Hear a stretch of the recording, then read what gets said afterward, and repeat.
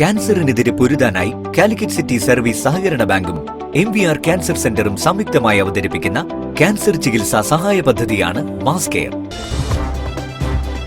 വാർത്തകൾ തുടരുന്നു.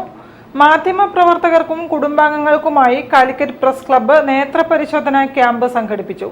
പുത്തലത്ത് കണ്ണാശുപത്രിയുടെ സഹകരണത്തോടെ സായയുമായി ചേർന്നാണ് ക്യാമ്പ് നടത്തിയത്.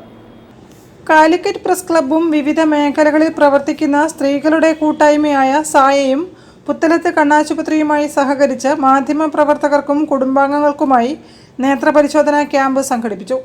കാലിക്കറ്റ് പ്രസ് ക്ലബ്ബിൽ നടന്ന പരിപാടി KUWJ മുൻ സംസ്ഥാന പ്രസിഡന്റ് കമാൽ വരദൂർ ഉദ്ഘാടനം ചെയ്തു. ഞങ്ങൾക്ക് കുറച്ച് അഹങ്കാരമുണ്ട്. കാരണം കോഴിക്കോട് പ്രസ് ക്ലബ്ബ് കേരളത്തിലെ ഏറ്റവും വലിയ പ്രസ് ക്ലബ്ബാണ്. ഏകദേശം 600ഓളം മെമ്പർമാർ വരുന്ന വലിയ ഒരു ഗ്രൂപ്പാണ്.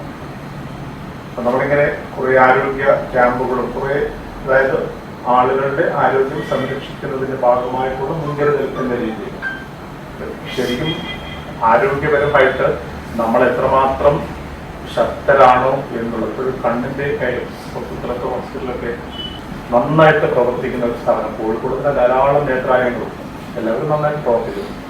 നമ്മളൊക്കെ ആയിട്ട് സഹകരിച്ച് കുറേ ക്യാമ്പുകൾ മുമ്പൊക്കെ നമ്മൾ നടത്തിയിട്ടുണ്ട്. നമ്മുടെ കണ്ണിനാണ് ഏറ്റവും അധികം ജോലി ഭാരം. പൂർണ്ണ സമയത്ത് നമ്മൾ ഒന്നുകിൽ വാട്സപ്പായിട്ടോ സോഷ്യൽ മീഡിയ ഫോറങ്ങളിലായിട്ട് നമ്മളിങ്ങനെ കണ്ണിന് ജോലി കൊടുത്തുകൊണ്ടിരിക്കുകയാണ്. പക്ഷെ ആരും ചിന്തിക്കുന്നില്ല കണ്ണിനെ കുറിച്ച്.